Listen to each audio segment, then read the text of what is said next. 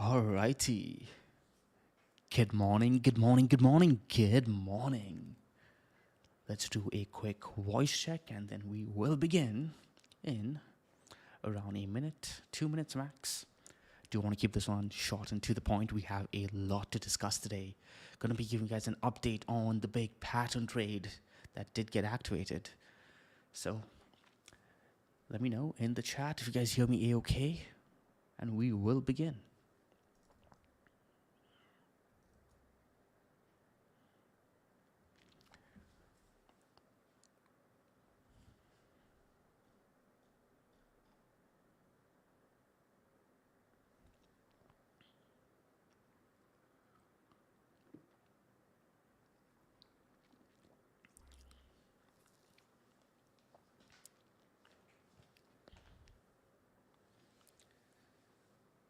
Good to see all of you in here. How's it going? Mark, Sean, Candace, Julian, Ben. Joel is in here as well. And Randy, hope you're still here, man.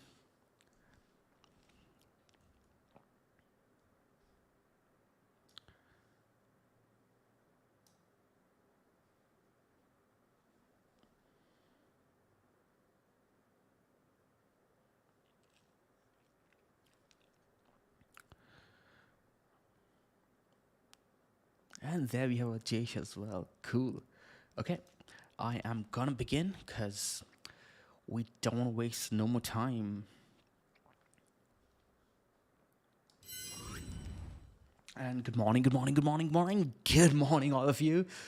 I am feeling a bit under the weather today, but I did want to give you guys an update on Cardano because I did get a few PMs from people from the Discord chat asking about Cardano because the trade has officially been activated, right? So I said, hey, you know what? I'm going to give you guys my thoughts on a few things. One, we're going to do a dashboard analysis regarding the volatility and the trend structure at the current standing. So things have updated since we last talked about Cardano on the dashboard. Then we're going to be doing an update on the weekly trend. Okay, that's going to be very simple and to the point, not much to discuss over there.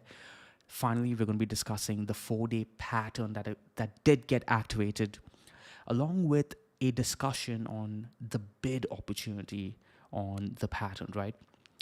There's a educational opportunity over there where we're going to be discussing how to how to approach bidding a trade opportunity when you really want to get into the trade, right? When you really want to get into trade, how to go about getting the trade. So with that, let's go ahead and get started. I'm just going to go ahead and adjust my view over here so that I can make sure I can see the chat as well in case you guys have any questions. Hey, Krisha, how's it going? We got the beautiful, the gorgeous Krisha as well in here.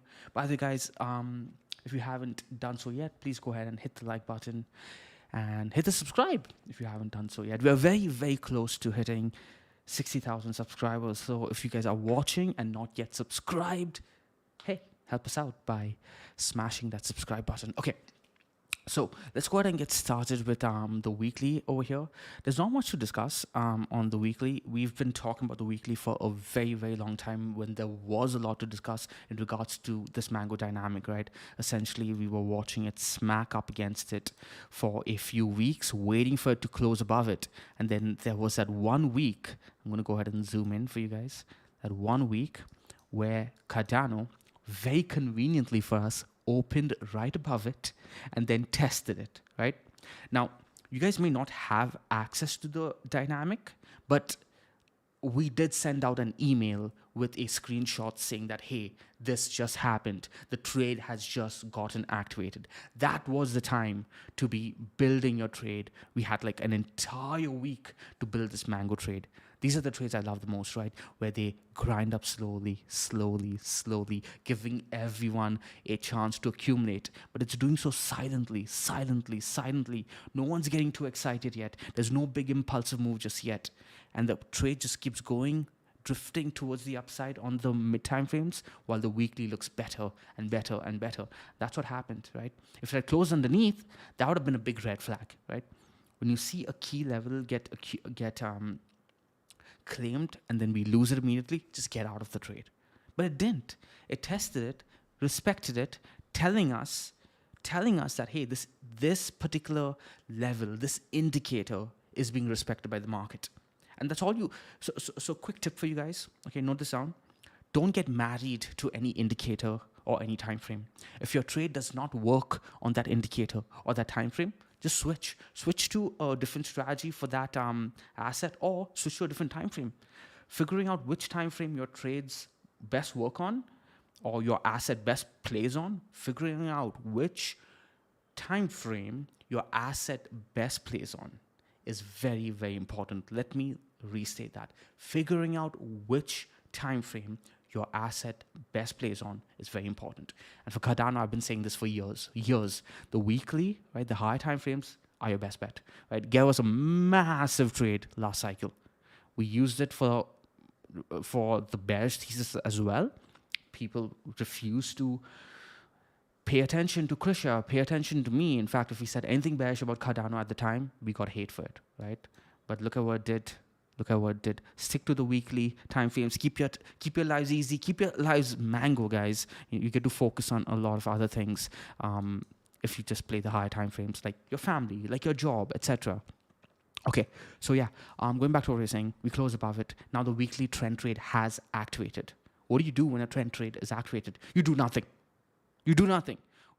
Trend trading and investing are very similar that way, right? Where a lot of your time goes in doing nothing and just watching your asset develop, right? When you're trend trading based on the charts, you're watching for the trend to develop, okay? So you could either wait for the invalidation of the trend based on the dynamic, right? But let's say you guys don't have access to the dynamic. Simply use your trend structure. Let's say Cardano puts in high lows, high highs like this.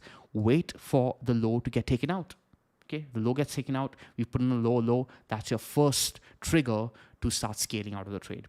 If we then go ahead and put in a lower high and put in a second lower low, just get out of the entire trade. Okay. The other way to exit out of this trend trade, is simply to wait for the dynamic to be lost. Right, that's your first exit or your entire exit.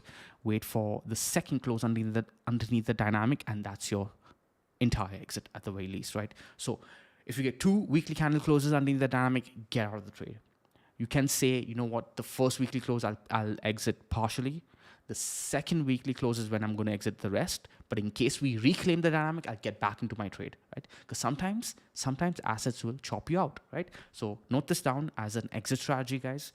How to exit, right? Because people are afraid of missing out on a big trend in case they're getting shook out, right? Because I'm sure all of you guys have gotten shooken out of trades. I have. I get frustrated.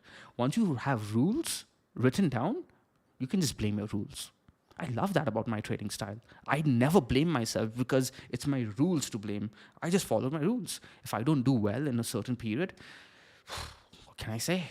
What can I say? My strategy, I follow my strategy, and I rate myself based on how well I follow my strategy, not based on how well I do. And in the long term, guys, I do fantastic. That's all that matters. Okay, so that's the trend trade. Activated freaking 2 weeks ago. Not much to do now, just other than just us watch how far we go. How far do we go? We're going to be talking about targets, right? I'm going to give you guys an updates on targets very, very soon. But I just realized that we were supposed to talk about the volatility and trend analysis of the dashboard first, but I started with the trend structure of the weekly trade. My bad, guys. So yeah, let's go on over to the dashboard. Quick summary on the weekly trade. It got activated 2 weeks ago. Not much to do. Okay, Mango dashboard. Yeah, this tab right over here. So we're going to go ahead and filter Cardano. And by the way, you guys may be noticing something new on the dashboard. There's these new chart icons right over here next to every coin, right? Every coin. What does that mean? Well, that means if you click on the chart icon, it will take you to the Mango view. I think I have the Mango view open over here. Take you to the Mango view for that particular coin. So what does it mean? That means every coin on the dashboard now is on the freaking Mango view. Okay, you can also go straight to the Mango view and pick whatever coin you want from the drop-down list over here, or you could filter out the coin from the actual dashboard and then click it. But we did one better, well, massively better. Look at the time frames that you guys have access to now. The 4 hour, the 12 hour, the daily, the 2 day, the 4 day, the 1 week. So you guys 4 hour, 12 hour, 1 day. Why do you even need TradingView anymore? You guys don't, right? We are here to make your life simple, make your lives easy, make your life stress-free, and all of these time frames have the FEG, the swing lows, 21 EMA, 21 EMA, 55, 100, 200, cloud, Ichimoku, everything included with it, And yeah, for all freaking coins, and we have more coming. So yeah, just a quick update on that. I should be doing a more grand reveal of that, but like I said, I'm feeling under the weather. You guys should know though. Oh, another quick heads up. We will be revising the payment structure and the payment pricing, the pricing plan thingy for all of the payment plans. So if you guys want to lock in any of the longer term payment plans, I suggest doing so right now, because at this current juncture, the dashboard is becoming far too powerful, and we have more updates coming very soon. Great stuff. Mark, Shanks, Krisha, all of you guys have done such a great job. Love all of you, man. Great work, team. Great work. Okay, so yeah, Cardano on the dashboard. We're going to be doing a volatility and trend update analysis now. If you guys do remember, last time we looked at this, the volatility on the 4-hour was not looking good. Not to my liking. The volatility on the 12-hour was not looking good. Not to my liking. Because of which we were looking for a pullback. Right, we got the initial pullback on the 4-hour time frame already, which got picked up, but the wall on the 12-hour wasn't looking good. And I'm like, okay, we may see another. This is suggesting that we may see another pullback. When you see red volatility, right, look for a pullback, especially if you're close to resistance, etc., etc.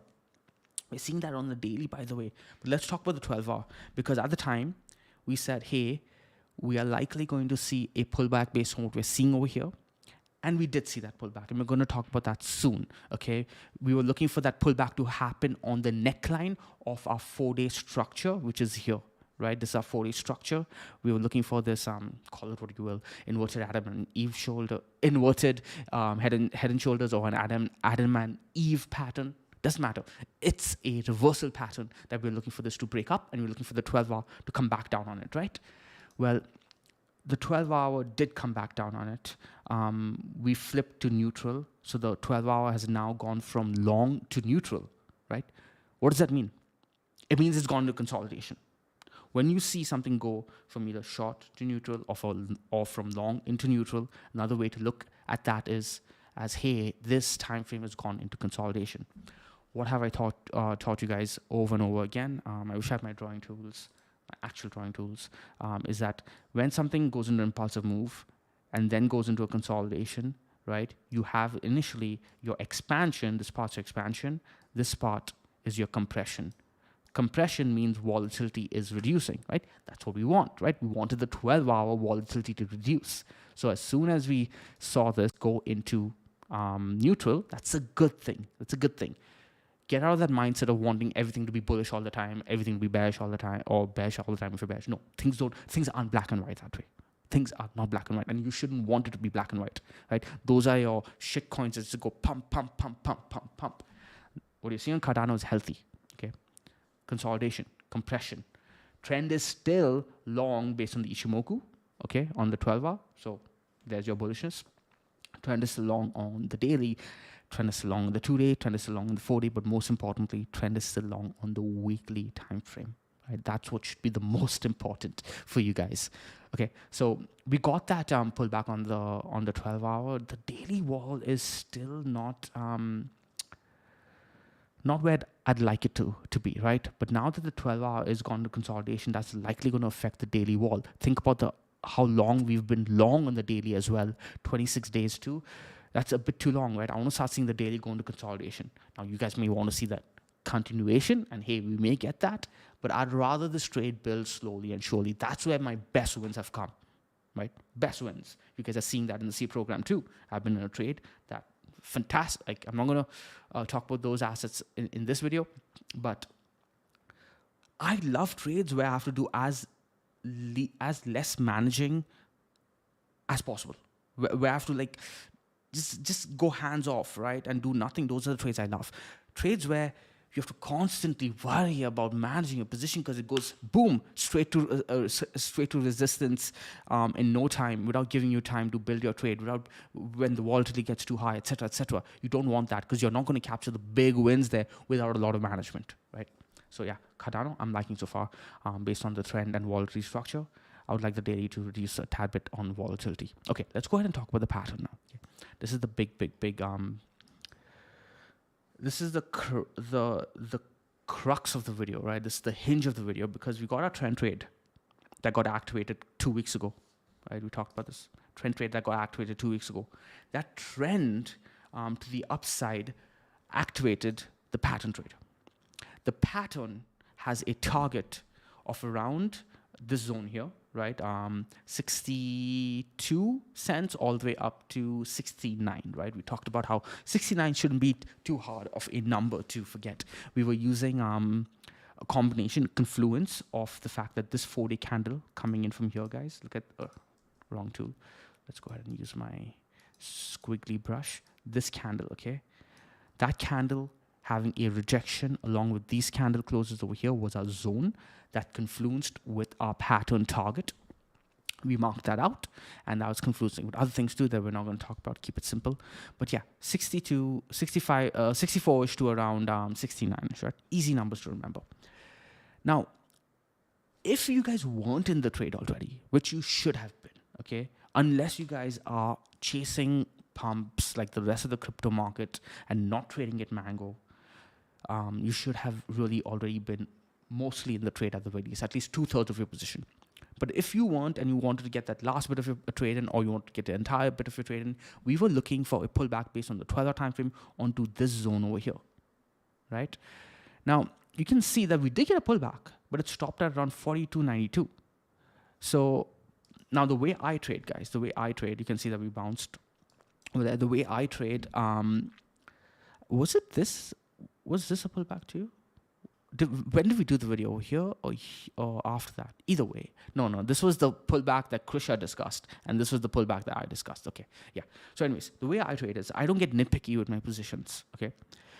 If I'm close enough to my entry and I really want to get into the trade, I just get in. And what I'd rather do is reduce my position size if I don't get the best entry.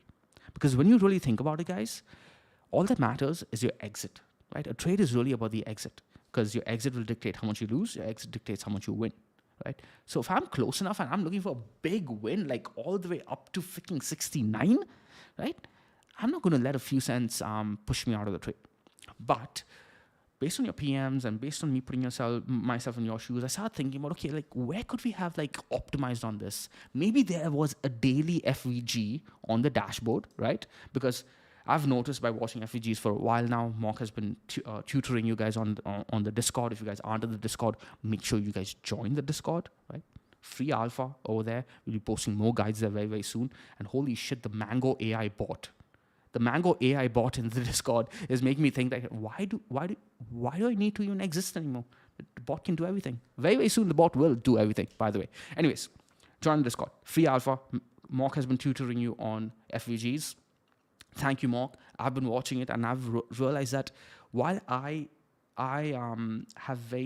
give myself a lot of leeway when entering and exiting trades, FVGs have been getting them to the T, right? To the freaking T. So let me switch to the daily here. But when I switch to the daily time frame, even the FVG got front run. Now this is typically bullish, right? When you see levels get front run, my level got front run, the FVG got front run. So if you're already in the trade, you're feeling really, really good about yourself. You're like, yeah, I got in early. I'm getting rewarded for it. Yes, this is the feelings that you get when you get into trades that everyone else is ignoring because there's no hype on the coin. And Cardano had no hype when everybody should have been entering it. We sent you guys emails, right? How often do we send emails out on a trade? Not often, right? But people didn't get in. So I'm like, was there something I missed? And this is where I wasn't being Mango. I checked the FVG on the goddamn daily. I didn't check the FVG on the weekly. Because if you turned on your weekly FVG, I'm beginning to wonder though. I'm not an FVG expert, by the way, guys. This is done automatically. I think this FVG just got drawn in. Mock can confirm, right? But okay, guys, I was gonna say, and I'm gonna have to take that back because just on second glance, this FVG just got drawn in. This is a fresh FVG that confused me because now we extended the FVGs for visual appearance. So I'm gonna take back what I said. So we have a new FVG over here that looks like it got tapped, but I have to take that back. This did not get tapped. This just got drawn in. So that then, I have to take a step back over here now. I have to take a step back over here, and this begs the question. If you combine the fact that we have a daily FVG that did not get tapped yet, we have my daily level that did not get tapped yet, right? And now we have a weekly FVG that just got drawn in, that made me believe that we got tapped, but we didn't get tapped. This just got drawn in after the wick. Do we get a pullback? And we could possibly get a pullback to the middle of the FVG over here, right? That again, based on Mark's teachings, that would be a level that you could look for, the middle of the FVG. So the top of the FVG is 42.77. The bottom of the FVG is 40.5. So you could look at around 41-ish, right, to get tapped. My level is coming in at around 42-ish, right? And if we switch back on over to the daily FVG, that's coming in at 42-ish as well. So I'll be looking towards 42.2, guys, as an FVG. Yeah, so Mark is saying maybe I'll make it such that it doesn't show the FVG that haven't really activated just yet. Okay, yeah, we can do that. And we're also going to be putting out guides and video tutorials on the FVG, so stay tuned for that. But yeah, that's what we're looking at on the pattern trade. Okay, guys, we essentially closed above it. The pattern is activated. Let's go back on over to the 4-day. The big question is, do we retest the neckline of the pattern? Remember, we're seeing a lot of confluence on the retest. We have a weekly FVG there. We have a daily FVG there that hasn't gotten tapped yet. Okay, that hasn't gotten tapped yet. So here I was being mango because there wasn't a weekly FVG. I feel a bit better about myself now. But the big question now is, do we get that retest? Okay, and if we do get that retest, how are we going to bid it? Again, personally, I wouldn't get too nitpicky. If you guys do want the best bid, split it into 3 or split it into 4, right? Say 25%, 25%, 25%, 25%, and I'm going to get a greedy bid. So that way, if price comes down and doesn't tap the zone perfectly, you guys get to scale on the way up and not feel bad because you're like, hey, I bought in a bit cheaper. It's not going to be too bad for me to buy in a bit higher, right? But if it does come in lower, you guys get to buy in cheaper as well. Where are our targets? All the way up to 69 cents. We already talked about that. But we also have targets coming in based on the weekly FVG at higher levels. Let me go ahead and zoom out for you guys. And this is where we see confluence. We have 2 targets, one at around 50 cents. 50 cents is a psychological level. Automatically, at the top of your head, knowing that, by the way, I've clicked on the bearish FVGs for your reference on the weekly time frame. 50 cents is going to be a psychological level for almost every asset, 50 cents, $1, etc., right? But that's also confluencing with a weekly FVG right over here that's not been tapped yet. But there's a bigger target that we can look at 72 cents, the top of the FVG zone. The bottom of the FVG zone is 61 cents. And what is that confluencing with? That is confluencing with our pattern trade right over here, right? Which is coming in at 62 cents to around 69. So if we had to draw in the FVG, I'm just going to ballpark it. It's coming in around 72 to around 62, right? Something like that. Let's go back here. 72 to 62, right? So you're seeing a lot of confluence at that level. At that point, you guys can decide how much of your profits you want to take out of your trade. I'll be taking out some of my profits over there, but not all of my profits, because I am gunning for the bigger win over here, all the way up to this region over here, okay? Now, that doesn't mean I'm just going to be stubborn about my trade and hold my trade until we get there. No, you can't do that, guys. You got to have some kind of invalidation criteria to protect yourself, to protect your profits, to protect your trade, right? Always have an invalidation criteria. And if you guys are trading based on fundamentals, that's when things get really difficult to have invalidation criteria, right? Because by the time the fundamentals actually show themselves, the chart's already dumped hardcore, which is why I like to trend trade on the higher time frames. So how are we going to be invalidating ourselves? We already discussed that at the beginning of the video. We can go ahead and reiterate that idea. Essentially, we're going to be looking at the weekly dynamic. It's going to be, the dynamic is designed to be tight with price action, right? It's going to adapt to how price action is moving. So it's going to move with it. If you lose the dynamic, you can simply get out of your trade. Alternatively, if we come up to that level, I'm going to go back over here, okay? So let's say we come up to the level all the way here, and then we start putting in a downtrend, I'll be getting out of my trade, right? I'm taking partial profits here anyways, right? So as soon as I take partial profits over here, it'll be easier for me to get out if we put in a weekly or 4-day downtrend in this zone over here. At that point, I'll look to reposition. We'll reevaluate the trade too as a community. If you guys haven't done so yet, hit the subscribe button so you guys are updated on the future structure of this trade. Hit the notification icon as well. So yeah, what I'll be looking for though is for us to move up to that level over here, put in a bullish consolidation, and then break towards the upside, right?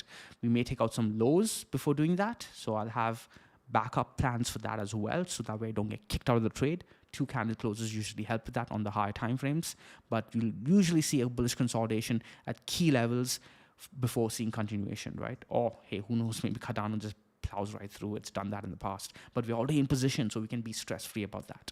Okay, so what have we talked about? We've talked about volatility and trend analysis. We've talked about the weekly trend update. I've given you guys the weekly trend. There's nothing much to be done. We just watch it. We did the 4-day pattern activation as well. Remember, the 4-day is already activated, right? The trade got activated on the last 4-day candle close. We have the next 4-day closing in 10 hours, and that's going to confirm the activation because we're going to have 2 4-day candles above the level. Target is all the way up to 65 to 69 cents. The final thing I do want to talk about is bonus tips on how to bid.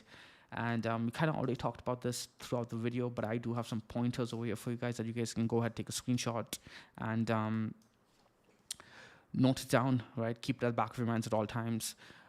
One thing that we didn't talk about is narrowing down on your time frames, okay?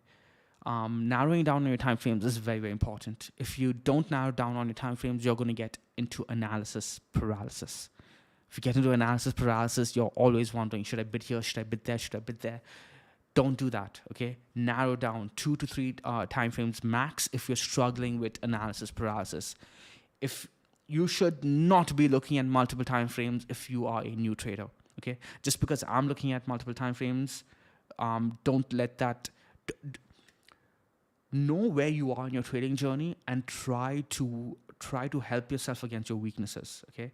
I have the discipline to tell myself that, yeah, you know what? This is a 4-hour bid opportunity, but I'm only going to be bidding on daily and weekly levels based on this particular asset, right?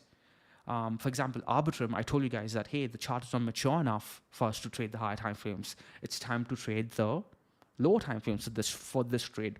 And that's why you guys use Mango, right? You guys use Mango to determine which time frames you guys should be trading, not how to trade. That's based on your personality and, of course, you know, your trading journey, what you learn, etc. Always try to learn, keep learning, guys. Okay, so narrow down on your time frames. Tell yourself, I'm going to mark out zones based on levels on the weekly, on the daily, or maybe weekly and the 12-hour, or maybe weekly and the 4-day.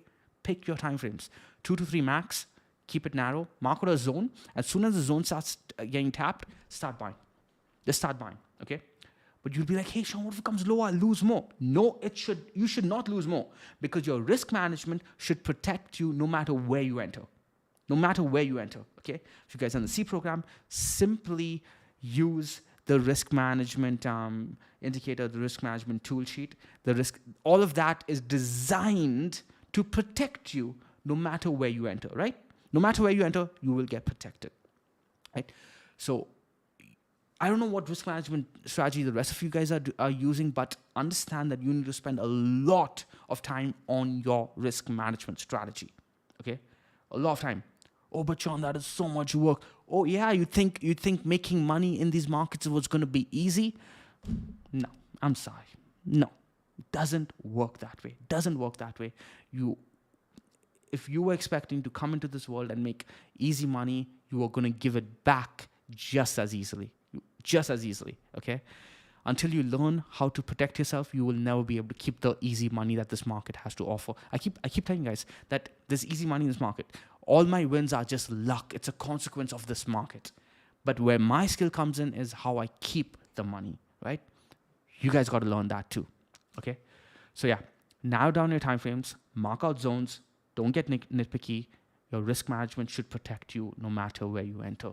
I don't care where I enter, whether it is 42 cents or it's all the way down at 40 cents. Because when I'm looking for a big win all the way up to 70, I'm not even going to remember those numbers. Yeah, in the short term, it's going to pain. Oh, I could have bought a little bit lower. But I'm scaling into my higher time frame trades most of the time. If I'm on vacation, by the way, I just market buy and I'm out, right? I did that during Bitcoin's run from 11K to 19K. You guys remember that? I was on the beach, just market bought every morning, right? Based on whether my trades were getting activated or not. Worked out fantastically. So with that, guys, I'm going to wrap up. I hope you guys enjoyed this video. I was supposed to keep it short and sweet, but it turned into a 30-minute live stream. Apologies for that.